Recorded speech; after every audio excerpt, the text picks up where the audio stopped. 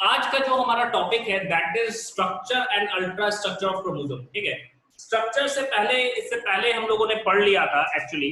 ठीक है, इससे पहले हम लोगों ने कैरियोटाइपिंग, कैरियोटाइप वगैरह पढ़ लिया था। अब हमें पढ़ना है स्ट्रक्चर एंड अल्ट्रा स्ट्रक्चर।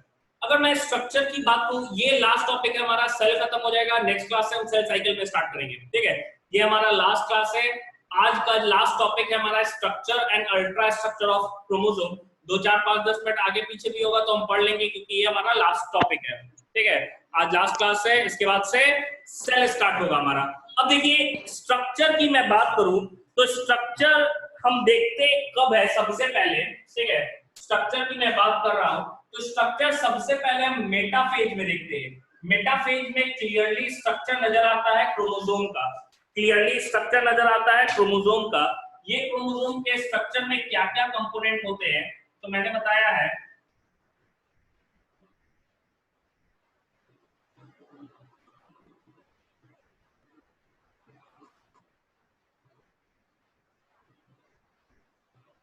ये क्रोमोसोम में सेंट्रोमियर प्रेजेंट होता है। ये सेंट्रोमियर हो गया हमारा, जो कि सेंटर में प्रेजेंट होता है, किसमें, मेटासेंट्रिक में। इस सेंट्रोमियर के साइड में दो डिस्क लाइक स्ट्रक्चर अटैच होते हैं जिससे स्पिंडल फाइबर जुड़ते हैं, and these disc like structure are known as kinetochores. उन्हें हम क्या कहते हैं, काइनेटोकोर्स कहते हैं, काइनेटोकोर्स। ठीक है, तो क्या क्या स्ट्रक्चर है, सबसे पहला है ये क्रोमोसोम के ऊपर थिन प्रोटीनेशियस लेयर प्रेजेंट होता है। इस क्रोमोसोम के ऊपर दोनों क्रोमेटिड में थिन प्रोटीनेशियस स्ट्रक्चर प्रेजेंट होता है, दैट इज कॉल्ड पेलिकल। तो सबसे पहला जो स्ट्रक्चर में पार्ट पढ़ना है दैट इज पेलिकल। पेलिकल है क्या, ये आउटर मोस्ट कवरिंग लेयर है किस चीज का, क्रोमोसोम का। क्या चीज से बना होता है तो प्रोटीन से बना होता है। दूसरा चीज क्या हो गया कि इस क्रोमोसोम के अंदर ग्राउंड सब्सटेंस, जिसके अंदर प्रोटीन और डीएनए प्रेजेंट होता है, actually it is present in a ground substance and this ground substance is known as matrix. Matrix कहते हैं हम क्रोमोसोम के ग्राउंड सब्सटेंस को, क्या बोल रहे हैं, मैट्रिक्स बोलते हैं। और ये एक्चुअली में क्या है, नॉन जेनेटिक एक्रोमेटिक रीजन है। एक्रोमेटिक कहने का मतलब ये कलरफुल नहीं नजर आता है, जब भी स्टेनिंग अप करते हैं तो ये पार्ट नहीं नजर आता है, ये एक्रोमेटिक पार्ट होता है, एक्रोमेटिक पार्ट होता है।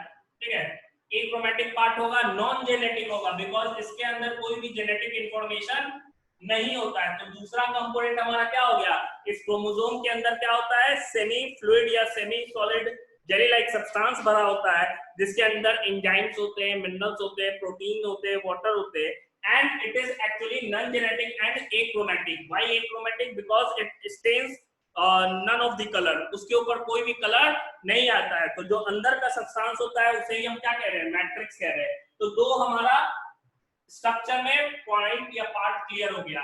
तीसरा पार्ट है दैट इज क्रोमेटिन। मैं ऊपर ही लिख रहा हूं ताकि नजर आ जाए। Third one is chromatin. लिखने का जरूरत नहीं है, जो भी ऋतिक आज क्लास की है, इससे पहले प्रीवियस जो भी क्लासेस थे आपके मिस हो गए, आप ले लेना उनके नोट्स। ठीक है, नोट्स इसके बाद मैं भेज दूंगा, आप उससे लिख लेना, सिर्फ यहाँ पे समझने पे ध्यान दो। अगर मैं क्रोमेटिड्स की बात करूं तो क्रोमेटिड्स, दो क्रोमेटिड प्रेजेंट होते हैं। ठीक है, मेटाफेज में कितने क्रोमेटिड है, दो क्रोमेटिड है, और दोनों क्रोमेटिड एक ही स्ट्रक्चर से जुड़े होते हैं और एक सेंटर से जुड़े होते हैं, जिसे हम क्या कहते हैं, सेंट्रोमियर कहते हैं। ठीक है, अब ये क्रोमेटिड एक्चुअली में है क्या, ये क्रोमेटिड क्या है, यही वो पार्ट है जिसके अंदर क्या होता है, हिस्टोन प्रोटीन्स, अभी हम लोग पढ़ेंगे, हिस्टोन प्रोटीन्स प्रेजेंट होते हैं, और इसी के ऊपर क्या रहते हैं, डीएनए रैप किया रहता है। ठीक है, ऐसे करके रैप किया रहता है। तो एक्चुअली में ये क्रोमेटिड बना हुआ क्या चीज से है, इसके अंदर डीएनए प्रेजेंट है, हिस्टोन प्रोटीन प्रेजेंट है, कुछ अमाउंट में आरएनए और नॉन हिस्टोन प्रोटीन भी क्या होते हैं, इसमें प्रेजेंट होते हैं। तो ये जो तीसरा कंपोनेंट हमारा हो गया दैट इज क्रोमेटिड। तो क्रोमेटिड कितने हैं, दो, और दोनों एक पॉइंट से जुड़े होते हैं, सेंट्रोमियर, और दोनों क्रोमेटिड को हम लोग सिस्टर क्रोमेटिड्स भी बोलते हैं, सिस्टर क्रोमेटिड्स। ठीक है, अब देखो सेंट्रोमियर की बात कर रहे हैं, या हम यहीं पे एक और स्ट्रक्चर प्रेजेंट है काइनेटोकोर।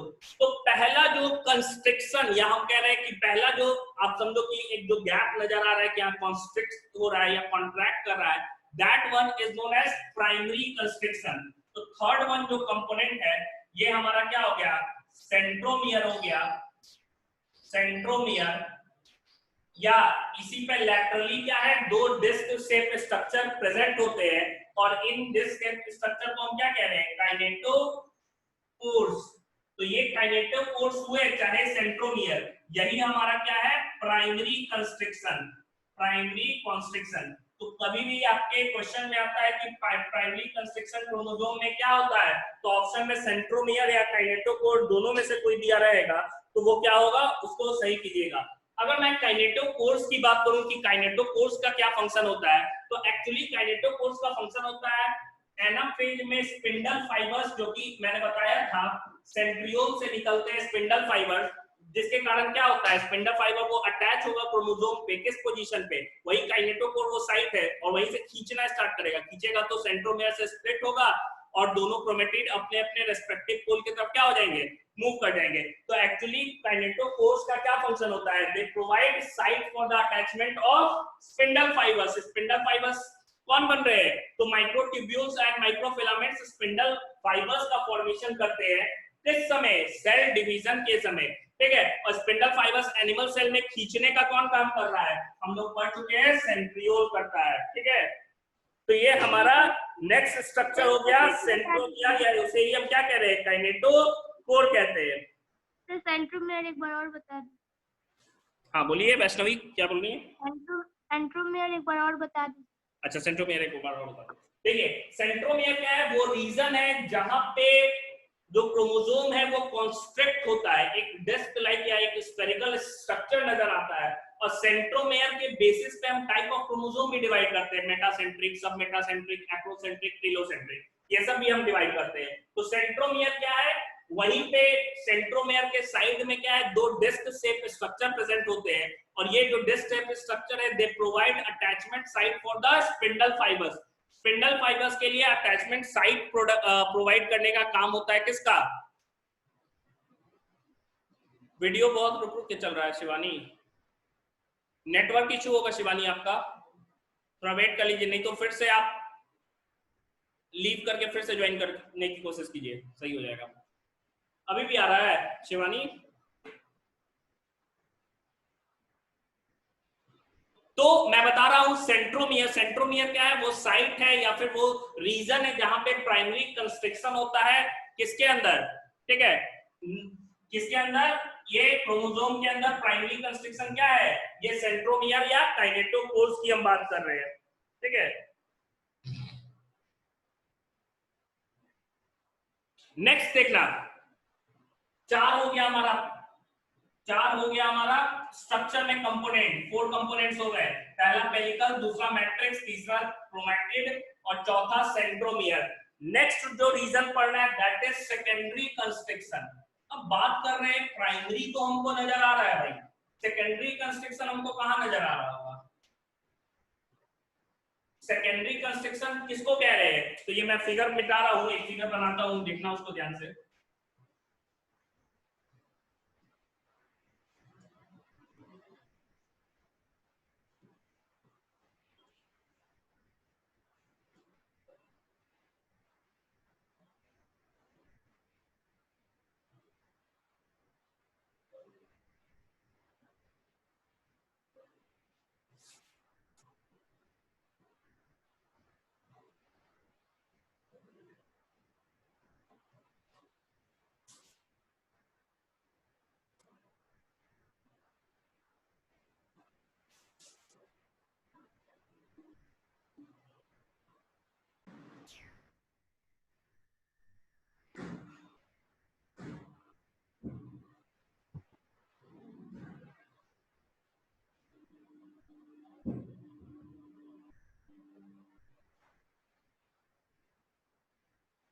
एक मिनट रुकिएगा।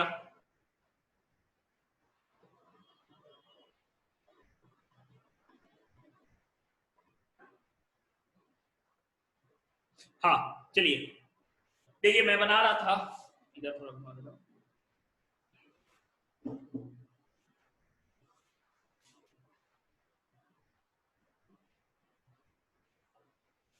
ये तो हमारा प्राइमरी कंस्ट्रिक्शन हो गया, ठीक है।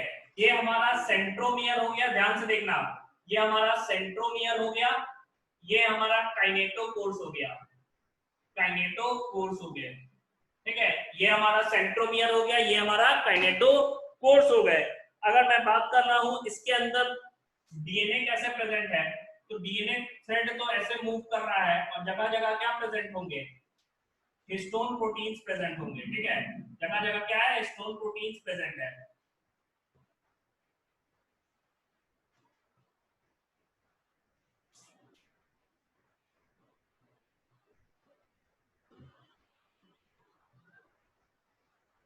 ये जो थ्रेड लाइक स्ट्रक्चर देख रहे हो, it is coiled actually on histone protein. अभी अल्ट्रा स्ट्रक्चर में हम लोग देखेंगे कैसे प्रेजेंट होता है, ठीक है, कैसे प्रेजेंट होता है अल्ट्रा स्ट्रक्चर में हम लोग देखेंगे अभी।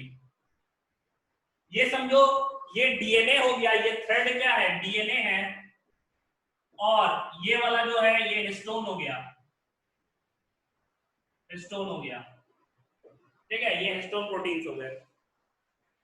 दूसरा देखो, सेकेंडरी कंस्ट्रक्शन की मैं बात करूं तो नॉर्मली सेकेंडरी कंस्ट्रक्शन जो है ये दो होता है, ठीक है। एक को फर्स्ट कहते हैं, दूसरे को हम लोग सेकंड कहते हैं। किसी क्रोमोसोम में फर्स्ट प्रेजेंट होता है, किसी में सेकंड होता है, वो मैं हम लोग पढ़ेंगे कि कौन कौन सा में फर्स्ट होता है, कौन कौन से में सेकंड होता है। सिंपल समझो, जो ये जो रीजन है, ठीक है, secondary constriction first, secondary constriction first, ठीक है, इसे एससी लिख रहे हैं, सेकेंडरी कंस्ट्रक्शन फर्स्ट। ये क्या होता है, ये एनओआर होता है। मैंने बताया था कि न्यूक्लियोलस जो है सर्टेन पॉइंट पे क्रोमेटिन थ्रेड से क्या होता है, टच में होता है, and that region is known as nucleolar organiser region. तो एनओआर ह्यूमन में कौन कौन से क्रोमोसोम पे पाए जाते हैं, तो याद रखना है 13, 14, 15, 21, 22।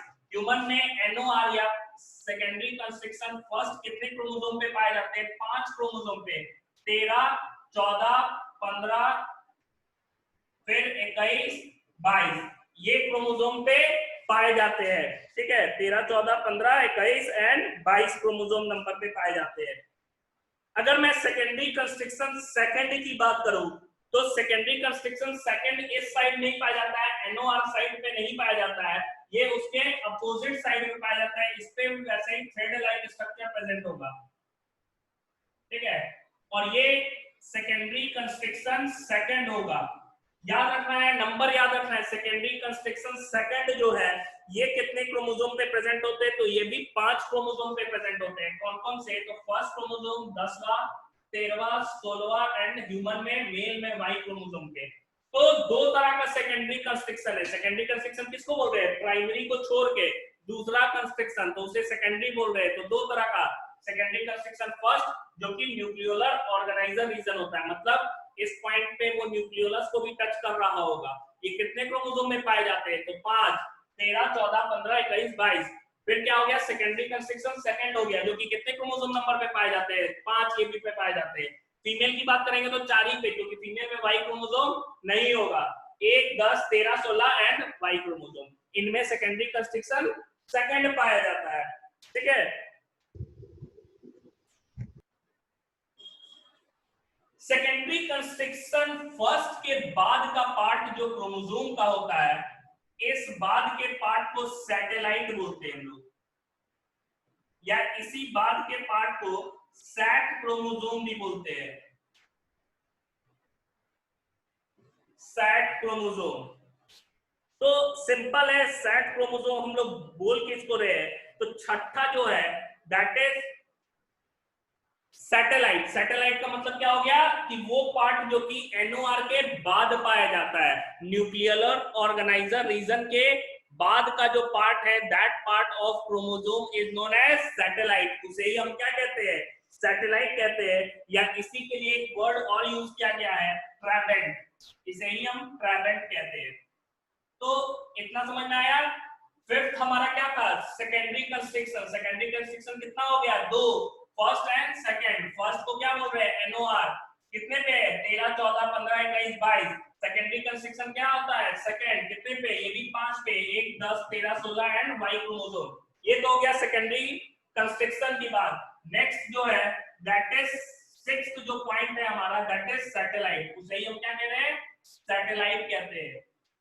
ये तो फिफ्थ था सेकेंडरी कंस्ट्रक्शन। सिक्स्थ जो कंपोनेंट है दैट इज सैटेलाइट। तो सैटेलाइट हम लोग किसको बोल रहे हैं, part of chromosome after NOR, NOR के बाद का जो पार्ट होता है क्रोमोसोम का उसे ही हम क्या कहते हैं सैटेलाइट कहते हैं।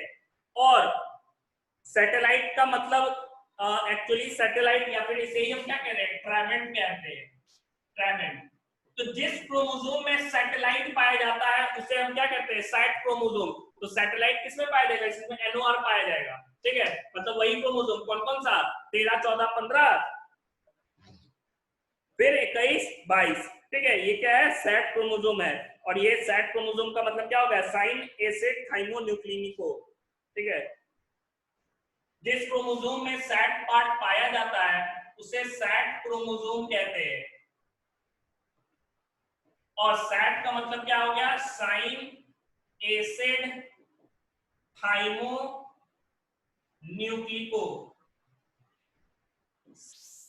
साइन एसिड थाइमो न्यूक्लिको इसका मतलब होता है। ये हमारा सिक्स्थ नंबर पार्ट हो गया। हम अभी तक हम लोगों ने क्रोमोसोम के स्ट्रक्चर में 5-6 चीजें पढ़ ली। सबसे पहला pellicle outer most proteinaceous layer, दूसरा इसके अंदर का मैट्रिक्स, तीसरा क्या था क्रोमेटिड था जो कि 2 प्रेजेंट होता है सिस्टर क्रोमेटिड बोलते हैं, चौथा क्या था सेंट्रोमियर, वहीं पे disc shape structure kinetochore present होता है for the attachment of spindle fibres. Next क्या है फिफ्थ था हमारा क्या सेकेंडरी कंस्ट्रक्शन जो कि क्या था काइनेटोकोर को ही हम लोग प्राइमरी कंस्ट्रक्शन बोलते हैं। तो इनको छोड़ के कोई और कंस्ट्रक्शन प्रेजेंट होता है क्रोमोसोम में उसे हम सेकेंडरी कंस्ट्रक्शन कहते हैं जो कि 2 होता है फर्स्ट एंड सेकंड। फर्स्ट क्या है एनओआर, एनओआर के बाद का पार्ट को सैटेलाइट कहते हैं जो कि सिक्स्थ कंपोनेंट हमारा था। लास्ट कंपोनेंट हमें पढ़ना है टीलोमेयर, लास्ट कंपोनेंट है हमारा टीलोमेयर।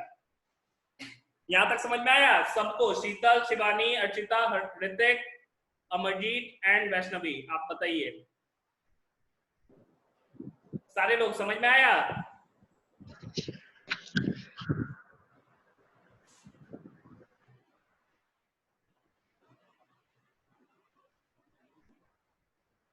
अमरजीत सैटेलाइट नहीं समझ में आया।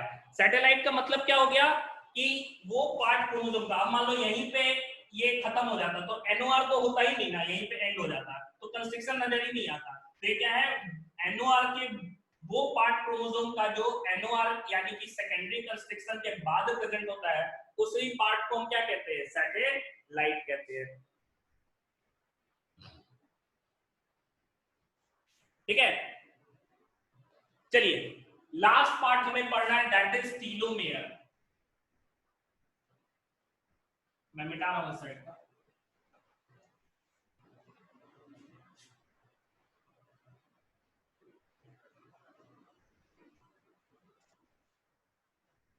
लास्ट पार्ट हमें पढ़ना है seventh that is telomere. Telomere क्या है भाई, तो टीलोमेयर एक्चुअली में क्रोमोसोम के पोलर एंड्स को ही हम टीलोमेयर कहते हैं, ठीक है। क्रोमोसोम्स के पोलर एंड को हम लोग क्या कहते हैं टीलोमेयर कहते हैं। मतलब जो एंड पॉइंट है ना ये एंड पॉइंट, इसे ही हम क्या कह रहे हैं जो एंड पॉइंट है इसे ही टीलोमेयर कहते हैं। और यहाँ पे जो डीएनए प्रेजेंट होता है टीलोमेयर के पार्ट में इसे हम लोग टीलोमेरिक डीएनए कहते हैं, टीलोमेरिक डीएनए। समझो जो एंड पॉइंट है टीलो क्रोमोसोम का जो टिप है उसे ही हम क्या कह रहे हैं टीलोमेयर कह रहे हैं। और टीलोमेयर में जो पार्ट होगा डीएनए का that DNA is known as telomeric DNA. Telomere actually guanine base में जो कि गुआनिन बेस होता है नाइट्रोजनस बेस, इसका अमाउंट टीलोमेरिक डीएनए में काफी ज्यादा होता है। मेन फंक्शन टीलोमेयर का क्या होता है, अगर मैं मेन फंक्शन की बात करूं तो एक क्रोमोसोम को दूसरे में से चिपकने से रोकता है, ठीक है। वो स्टिकी एंड्स नहीं प्रोवाइड कर रहा है, वो नॉन स्टिकी बना रहा है, क्रोमोसोम एक दूसरे में चिपक नहीं पाते हैं, ठीक है, फ्यूजन रोकता है दोनों के बीच का।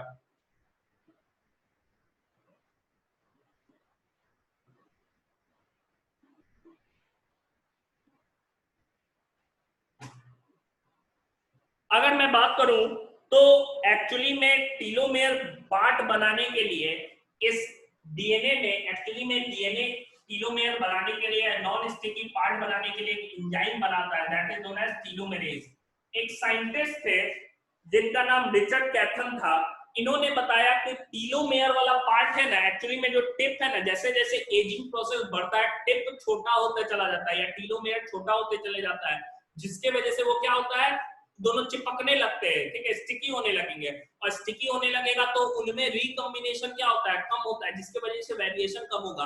तो ओल्ड एज पीपल जब रिप्रोड्यूस करते हैं तो उनमें काफी ज्यादा कॉम्प्लिकेशन आता है as compare to young ones, because old age में क्या हो रहा है, ओल्ड एज में टीलोमेयर क्या हो जाता है, छोटा हो जाता है, जिसकी वजह से रिकॉम्बिनेशन में प्रॉब्लम आती है। तो ये हमारा स्ट्रक्चर ऑफ क्रोमोसोम पार्ट खत्म हो गया। 7 पार्ट्स है, कौन कौन से मैं रिकॉल कर दे रहा हूं। First one is pellicle outer covering, second one is क्या था, मैट्रिक्स, उसके अंदर का पार्ट, ये अंदर भरा हुआ जो है वो क्या होता है, एक्रोमैटिक होता है, मतलब वो कलर्ड नहीं हो पाता है। तीसरा क्या था, क्रोमैटिड था, 2 सिस्टर क्रोमैटिड प्रेजेंट होते हैं। चौथा क्या, सेंट्रोमियर, और उसी के पे lateral side disc like structure, that is known as kinetochores. Fifth था सेकेंडरी कंस्ट्रक्शन, जो कि 2 होता है, एक एनओआर हो गया फर्स्ट, दूसरा होता है सेकेंडरी कंस्ट्रक्शन सेकंड, अलग अलग क्रोमोसोम पे प्रेजेंट होता है। सिक्स्थ हमारा क्या था, सैटेलाइट, सेकेंडरी कंस्ट्रक्शन के बाद का पार्ट या एनओआर के बाद का पार्ट क्या होता है, क्रोमोसोम का, उसे ही हम सैटेलाइट कहते हैं। जिस क्रोमोसोम में पाया जाता है उसे हम सैट क्रोमोसोम कहते हैं। लास्ट था टीलोमेयर। टीलोमेयर का एक्चुअल फंक्शन क्या होता है, it prevents the fusion of one chromosome to the other. ठीक है, समझ में आया, ये हमारा स्ट्रक्चर ऑफ क्रोमोसोम पूरा हुआ।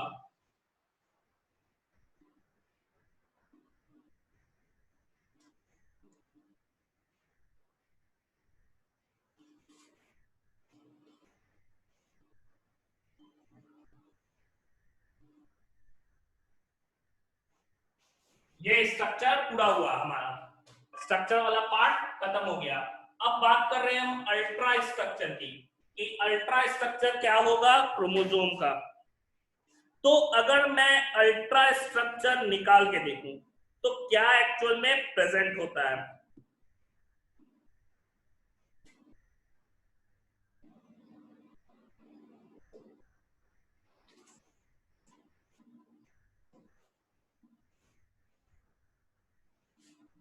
अगर अल्ट्रा स्ट्रक्चर की मैं बात करूं कि अल्ट्रा स्ट्रक्चर एक्चुअली कितना होता है, तो अगर मैं टोटल नंबर की बात करूं जो कि कंसेक्यूटिव बेस पेयर के बीच में प्रेजेंट होता है, टोटल नंबर की मैं बात करूं जो कि कंसेक्यूटिव बेस पेयर, देखो मतलब समझना, एक डीएनए है, ये डीएनए है, तो इसके बीच जो लैडर लाइक स्ट्रक्चर है, यहाँ पे बेस पेयर है, मान लो एडेनिन हो गया, मैंने बताया था थाइमिन के साथ, तो बीच में जो दूरी होता है ना, ठीक है, बीच में 2 बेस पेयर के बीच का दूरी जो होता है दैट इज 0.34 नैनोमीटर।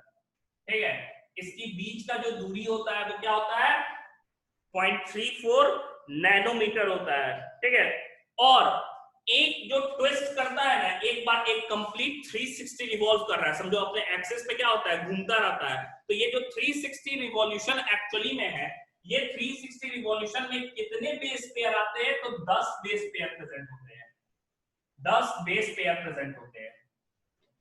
ठीक है, कितने बेस पेयर प्रेजेंट होते हैं, 10 बेस पेयर प्रेजेंट होते हैं।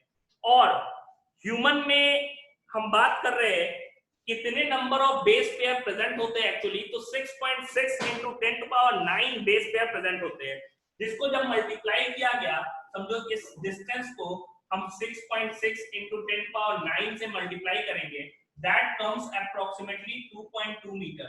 तो इतने मीटर का डीएनए प्रेजेंट होता है किसके अंदर, क्रोमोसोम के अंदर। और ये क्रोमोसोम के अंदर कैसे प्रेजेंट होगा, तो इसी चीज को हमको अल्ट्रा स्ट्रक्चर में पढ़ना है। सिंपल चीज मैंने बताया, 2 बेस पेयर का डिफरेंस कितना होता है, 0.34 नैनोमीटर। एक हेलिक्स टर्न कितने पे होता है, 360, 10 बेस पेयर पे, तो 2 हेलिक्स टर्न के बीच का डिस्टेंस कितना हो जाएगा, 3.4 नैनोमीटर नहीं हो जाएगा। इससे 10 से मल्टीप्लाई करेंगे तो क्या हो जाएगा 3.4 नैनोमीटर। तो एक हेलिक्स टर्न जो है, एक जो ट्विस्टिंग है 360 डिग्री पे, वो कितने डिस्टेंस के बाद है? 3.4 नैनोमीटर के बाद है। अब ये कैसे प्रेजेंट होता है क्रोमोसोम के अंदर? तो एक्चुअली में हिस्टोन प्रोटीन के ऊपर ये डीएनए रैप्ड होता है, ठीक है, रैप्ड होता है हिस्टोन के ऊपर ये डीएनए प्रेजेंट बना रहे हैं उसका स्ट्रक्चर।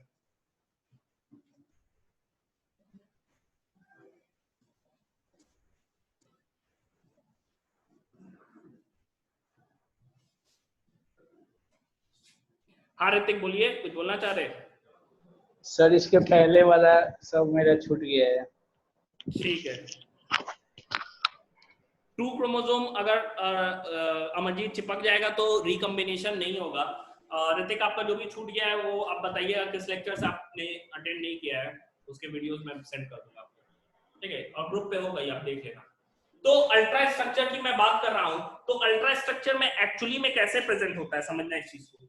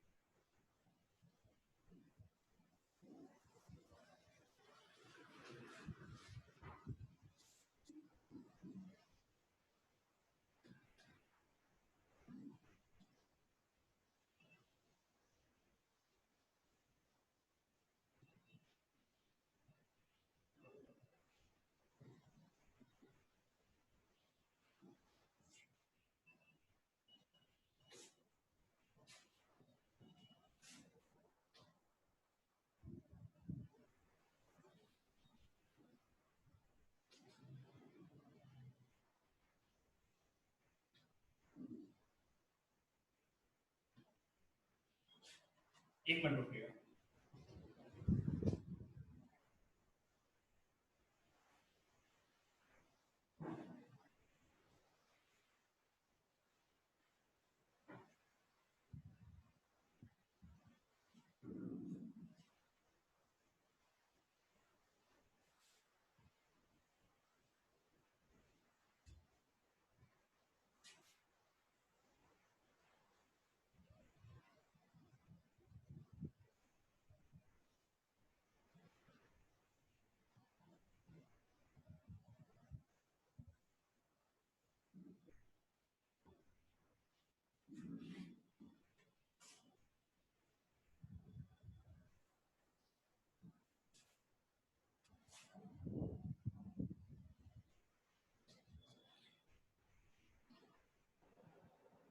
देखो ये स्ट्रक्चर हमारा बन गया। मैंने बताया था 5 डिफरेंट तरह का हिस्टोन प्रोटीन। कौन कौन सा बताया था? मैंने बताया था लाइसिन रिच H1, ठीक है, फिर मैंने बताया था slightly lysine rich that is H2A, और क्या बताया था? तो H2A, अंदर वाला क्या हो गया H2B, ये स्लाइटली लाइसिन रिच था। तीसरा क्या था हमारा कैटेगरी? आर्जिनिन रिच, वो क्या था H3, अंदर वाला क्या हो गया H4। तो ये जो है 8 हिस्टोन मॉलिक्यूल का एक बॉल लाइक स्ट्रक्चर बना रहा है। 8 में कौन कौन सा है? H3 H4 है, H2A और H2B। इतने कितने हो गए? 2 H2A है, 2 H2B है, 2 H3 है, 2 H4 है। तो ये जो 8 स्ट्रक्चर बन रहा है एक बॉल लाइक स्ट्रक्चर, इसे हम हिस्टोन ऑक्टामर कहते हैं, याद रखना है, हिस्टोन ऑक्टामर। एक्चुअली में ये हिस्टोन हो गया ऑक्टामर के रूप में, ऊपर से क्या है डीएनए रैप किया रहता है। अगर मैं बात करूं तो एक जो रैपिंग जो है ये हिस्टोन ऑक्टामर है, इसमें और क्या क्या है? इसमें डीएनए प्रेजेंट है, ठीक है, इसके अंदर क्या प्रेजेंट है? बाइंडिंग डीएनए है। ये वाला क्या हो गया? ये जो डीएनए इसको बाइंड कर रहा है, this is known as binding DNA. ये क्या है भाई? बाइंडिंग डीएनए है।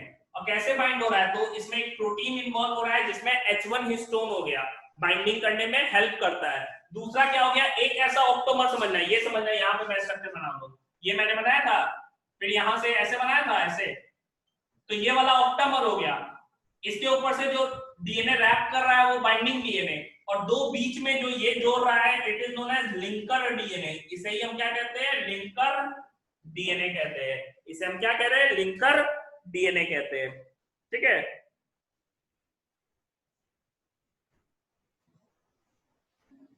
एक्चुअली में हिस्टोन प्रोटीन कैसे होते हैं, तो बीइंग बेसिक वो NH क्या बनाएंगे, एसिडिक रहता तो माइनस में टूटता, ठीक है, H प्लस और माइनस में टूटता, ये बेसिक है, प्लस में टूटता है, मतलब ये क्या है, पॉजिटिवली चार्ज प्रोटीन का सेट होता है जिसे हम हिस्टोन प्रोटीन कहते हैं। डीएनए एक्चुअली में कैसा होता है, निगेटिव होता है, निगेटिवली चार्ज होता है, क्यों होता है, due to presence of phosphoric acid, phosphoric acid के 3 फॉस्फोरिक एसिड 3 फॉस्फेट प्रेजेंट होते हैं डीएनए मॉलिक्यूल में, जिसके वजह से क्या होता है, वो क्या हो जाता है, एसिडिक इन नेचर होता है, जिसके वजह से वो क्या होता है, तो एसिडिक नेचर होता है और निगेटिवली चार्ज पार्टिकल या आयंस के रूप में टूटता है। ठीक है, तो सिंपल समझो कि डीएनए क्या है, नेगेटिव है, हिस्टोन क्या है, पॉजिटिव है, तो एक इलेक्ट्रोस्टैटिक फोर्स ऑफ अट्रैक्शन काम करेगा और वो उसके ऊपर क्या करेगा, रैप करेगा, रैप कर रहा है किसके ऊपर, हिस्टोन ऑक्टामर, 4 तरह के उसमें क्या है, हिस्टोन प्रोटीन है, कौन कौन से, H3 H4 H2A H2B, कितने, हर के दो मॉलिक्यूल, तो एक हिस्टोन ऑक्टामर बनाता है जिसके ऊपर बाइंडिंग डीएनए बाइंड करता है with the help of H1 histone protein, and ऐसा ऑक्टामर जो है कनेक्टेड रहेगा भैया लिंकर डीएनए, लिंकर डीएनए से वो क्या होता है, कनेक्टेड होता है। तो एक्चुअली में ये जो पूरा स्ट्रक्चर है कौन कौन सा, लिंकर प्लस,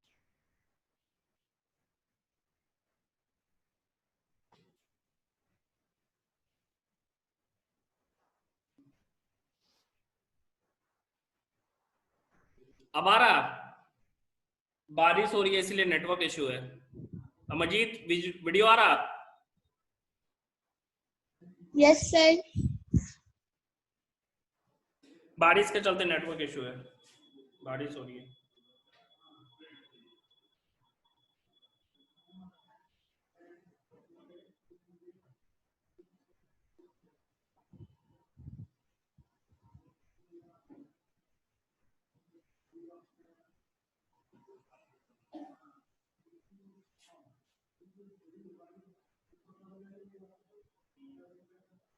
हो गया, ठीक, चलिए नेक्स्ट देखिए, तो मैं क्या कह रहा था कि ये जो लिंकर डीएनए, हिस्टोन ऑक्टामर है, बाइंडिंग डीएनए और साथ ही साथ H1 हिस्टोन प्रोटीन है, सबको मिला के एक टर्म दिया गया है that is known as nucleosome.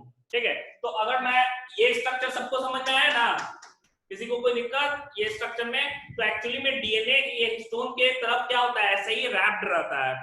ठीक है, और कितना टर्न्स होता है बाइंडिंग डीएनए का, तो एक न्यूक्लियोसोम स्ट्रक्चर में एक पूरा टर्न होता है डीएनए का, बाइंडिंग डीएनए का, और एक 3/4 होता है, मतलब हम बोल रहे तो 1.75 टर्न्स होता है डीएनए का, बाइंडिंग डीएनए में, एक न्यूक्लियो ऑफ बाइंडिंग डीएनए, एक न्यूक्लियोसोम स्ट्रक्चर में कितना टर्न्स होता है बाइंडिंग डीएनए का, तो याद रखना है 1.75, that is 1 whole 3/4 turns of binding DNA. हो गया, तो इस चीज को एक टर्म दिया गया that is known as nucleosome, उसे ही हम क्या कह रहे हैं, न्यूक्लियोसोम कहते हैं।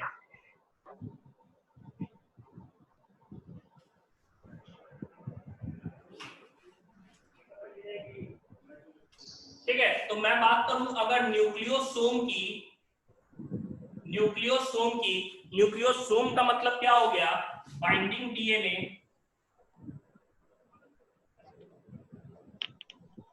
प्लस इसके अंदर क्या होगा, हिस्टोन ऑक्टामर या ऑक्टामर कोर हम बोल रहे हैं, ऑक्टामर कोर, ऑक्टामर कोर में क्या क्या होगा, H2A H2B H3 H4 into 2 कितने होते हैं, 2 होते हैं, दुगना होते हैं।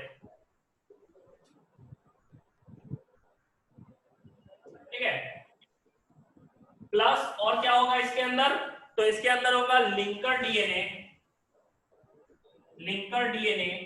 साथ ही साथ H1 हिस्टोन, H1 हिस्टोन। तो ये 4 कंपोनेंट है एक मॉलिक्यूल न्यूक्लियोसोम पे। कहीं कहीं न्यूक्लियोसोम यूनिट जो होते हैं काफी क्वाइल्ड फैशन में क्वाइल कर जाते हैं। 6 न्यूक्लियोसोम क्वाइल्ड फैशन में क्वाइल्ड हो जाते हैं एक ही जगह, और इस स्ट्रक्चर को सोलेनॉइड बोलते हैं। ये फिजिक्स वाला सोलेनॉइड नहीं है कि वहां पे टर्म्स ऑफ क्वाइल्स हम बोल रहे हैं, यहाँ पे भी क्वाइल स्ट्रक्चर को एक्चुअली में सोलेनॉइड ही बोला जाता है। तो कहीं कहीं पे क्या होता है, न्यूक्लियोसोम काफी क्वाइल्ड हो जाते हैं, हाईली कंडेंस फॉर्म में यूनाइट कर जाते हैं, सुपर क्वाइलिंग दिखाते हैं। और कितने यूनिट, 6 याद रखना है, 6 से ज्यादा नहीं। तो उसे ही हम क्या कहते हैं, सोलेनॉइड स्ट्रक्चर कहते हैं।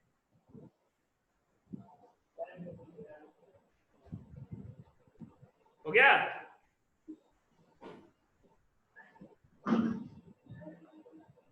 तो ये हमारा अल्ट्रा स्ट्रक्चर ऑफ क्रोमोसोम हो गया। अब जिसको जिसको डाउट है वो पूछ सकता है।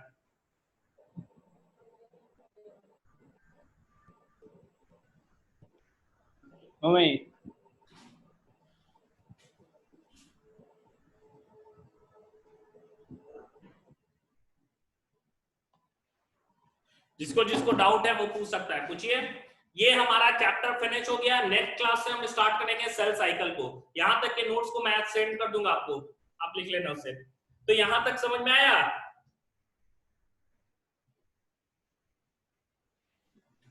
यहां तक कोई दिक्कत है तो बोलिए, और जिसको जो डाउट है वो पूछ सकता है। ये चैप्टर हमारा फिनिश हो गया। नेक्स्ट चैप्टर हम नेक्स्ट क्लास में ही स्टार्ट करेंगे।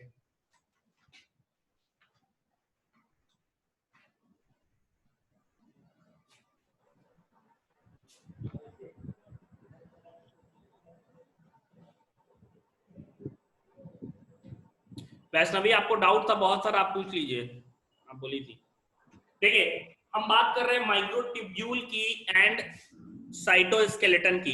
तो cytoskeleton, microfilament and microtubule actually में क्या है, दोनों माइक्रोट्यूब्यूल एंड माइक्रोफिलामेंट मिलकर ही साइटोस्केलेटन का फॉर्मेशन करते हैं। साइटोस्केलेटन का कुछ टाइम बचा है तो हम डाउट सॉल्व कर ले रहे हैं।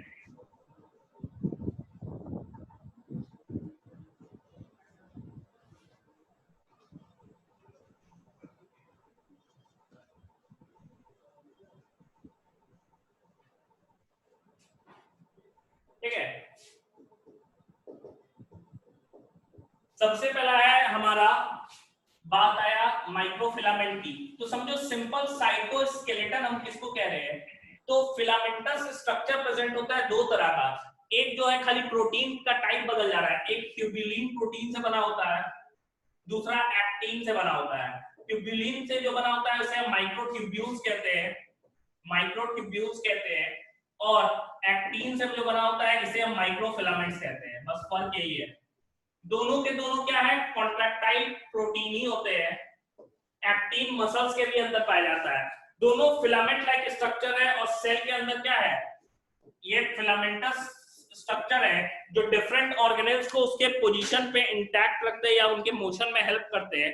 और इन्हीं स्ट्रक्चर्स को हम क्या कहते हैं, माइक्रोफिलामेंट एंड माइक्रोट्यूब्यूल्स कहते हैं। Together they form the cytoskeleton part of the cell. ठीक है, यही साइटोस्केलेटन का फॉर्मेशन भी करते हैं।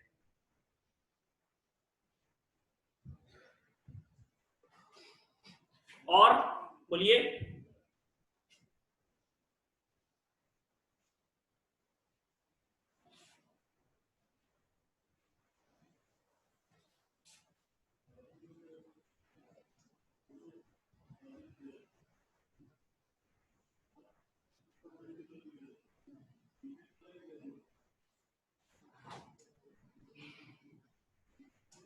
cilia and flagella whole topic. Okay,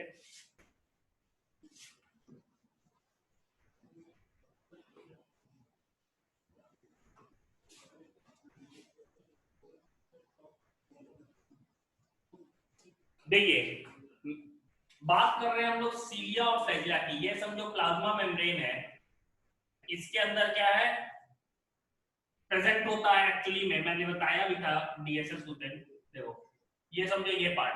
तो एक्चुअली में फ्लैजिला में 3 पार्ट होता है। ये जो बाहर पार्ट निकला आता है इसको शाफ्ट बोलते हैं। जो सेल मेम्ब्रेन और सेल वॉल के अंदर प्रेजेंट होता है इसे हम बेसल बॉडी कहते हैं। बेसल बॉडी कहते हैं। और बेसल बॉडी में साइटोप्लाज्म साइड क्या होता है, थिन फिलामेंट लाइक स्ट्रक्चर सारे डायरेक्शन में निकले रहते हैं, इसे हम रूटलेट कहते हैं। तो 3 रीजन होता है। अगर मैं स्ट्रक्चर की बात करूं तो शाफ्ट का जो स्ट्रक्चर होता है ये 9+2 अरेंजमेंट होता है, ठीक है, 9 डबलेट्स प्रेजेंट होते हैं और साथ ही साथ बीच में 2 सिंगलेट प्रेजेंट होते हैं। सारे रेडियल स्पोक्स से जुड़े रहते हैं सेंट्रल टू सिंगलेट से। यहाँ पे बेसल बॉडी की बात करूं तो बेसल बॉडी का स्ट्रक्चर सेंट्रियोल जैसा होता है और सेंट्रियोल का स्ट्रक्चर कैसा होता है, 9+0 अरेंजमेंट, मतलब 9 कैसा होता है, 9 ट्रिपलेट्स होता है और कोई भी सिंगलेट नहीं होता है। बीच में क्या होता है, सेंट्रल हब प्रेजेंट होता है and all these triplets are actually attached to the central hub by radial spoke से वो क्या होते हैं, अटैच होते हैं। तो फर्क यही है, ये सीलिया फ्लैजिला में ऐसा ही स्ट्रक्चर है, मतलब सीलिया फ्लैजिला में दोनों स्ट्रक्चर पढ़ना है, सेंट्रियोल के जैसा उसका बेसल बॉडी होता है और शाफ्ट कैसा होता है, 9+2 अरेंजमेंट होता है, जो कि एक्सक्लूसिवली हम लोगों ने अलग पढ़ा था फ्लैजिला और सीलिया के केस में, ठीक है। तो उस केस में खाली शाफ्ट का स्ट्रक्चर पढ़ा था। बेसल बॉडी कैसा होता है, सेंट्रियोल जैसा, मतलब 9+0, 9 ट्रिपलेट और 2 सॉरी बीच में क्या होगा, कुछ भी नहीं होगा, सेंट्रल हब प्रेजेंट होगा जिससे रेडियल स्पोक क्या होते हैं, जुड़े होते हैं। तो ये हमारा सीलिया और फ्लैजिला हो गया, ठीक है। और पूछिए, समझ में आया वैष्णवी?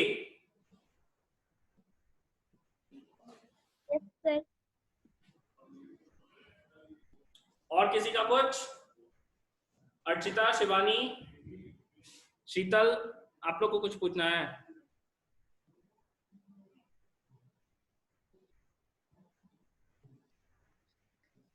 सर ग्राम पॉजिटिव और ग्राम नेगेटिव बैक्टीरिया क्या होता है?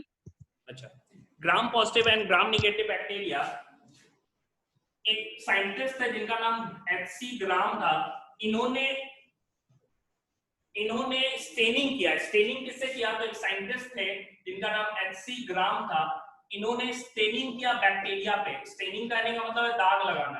किससे लगाया था? तो एक सॉल्यूशन होता है पोटेशियम आयोडाइड, जो कि वायलेट कलर का होता है। इसका दूसरा नाम जंक्शन वायलेट भी बोलते हैं, जंक्शन वायलेट। इसके बाद से 2 तरह के सेल्स को लिया इन्होंने, दोनों को जंक्शन वायलेट से कलर कर दिया।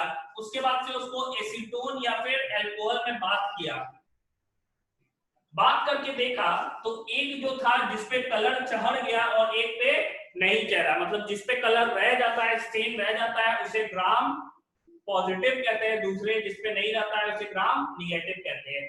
जब देखा गया कारण को कि क्यों नहीं ग्राम निगेटिव पे चढ़ा, तो देखा गया कि उसके सेल वॉल में लिपिड का कंटेंट ऊपर से एक और लेयर, या हम कह सकते हैं लिपिड क्या होता है, काफी ज्यादा प्रेजेंट होता है। सिंपल समझो, उसका सेल वॉल क्या होता है, बाई लेयर्ड होता है, ठीक है, बाई लेयर्ड होता है, जिसकी वजह से उस पे कलर नहीं चढ़ पाता है।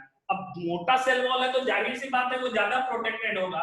तो जितने भी ग्राम निगेटिव होते हैं सारे के सारे डिजीज कॉजिंग होते हैं। इसको हम लोग क्या कहते हैं, पैथोजेनिक कहते हैं, ठीक है। तो ग्राम निगेटिव क्या है, उस पे सेल वॉल क्या है, बाई लेयर्ड है, लिपिड कंटेंट ज्यादा है, फैट ज्यादा है। जाहिर सी बात है जिसमें ऑयल कंटेंट ज्यादा होगा उसमें कलर नहीं चढ़ता है।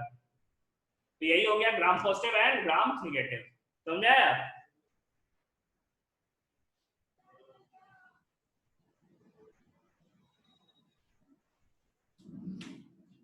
और बोलिए, और कुछ है पूछ लीजिए।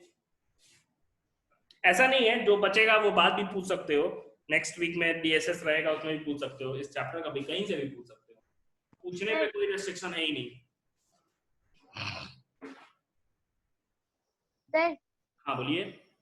राइबोकोडिन प्रोटीन जो था ना, उसका हाँ। फंक्शन अच्छे से समझ में नहीं आया, तो समझा। एक्चुअली कोई फंक्शन नहीं, सिंपल समझो, एक स्ट्रक्चर है जो कि राइबोसोम को एंडोप्लाज्मिक रेटिकुलम के जो सिस्टर्नी है उससे जोड़ने का काम कर रहा है। कोई स्ट्रक्चर तो होना चाहिए ना, जैसे एक मान लो एक बेल्ट लाइक स्ट्रक्चर है जो जोड़ा हुआ है उसको, या एक रॉड लाइक स्ट्रक्चर है। तो सिंपल क्या है, वो एक स्ट्रक्चर है या वो सब्सटेंस है जो कि एक्चुअली में राइबोसोम्स को एंडोप्लाज्मिक रेटिकुलम के मेम्ब्रेन पे जोड़े रखने का काम करता है।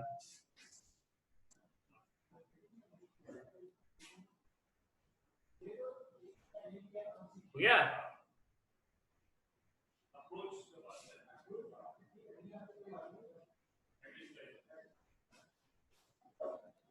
शिवानी पूछना है कुछ? चैप्टर खत्म हो गया शिवानी, अब नेक्स्ट चैप्टर अगले क्लास में स्टार्ट होगा। सेल साइकिल, आप लोग यहाँ तक के सेल को पढ़ लीजिएगा एनसीईआरटी से, साथ ही साथ नोट से भी पढ़ लेना। एनसीईआरटी एक बार पढ़ लेना, पूरा समझ में आ जाएगा, ठीक है। दूसरा चीज है, सेल साइकिल में भी स्टार्टिंग में जो पार्ट है वो थोड़ा पढ़ लेना, काम देगा, ठीक है। So anyone who has doubt?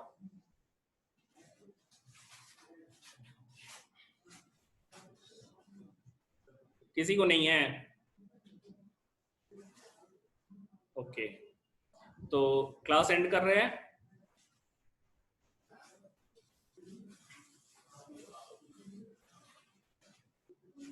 कि पूछना है?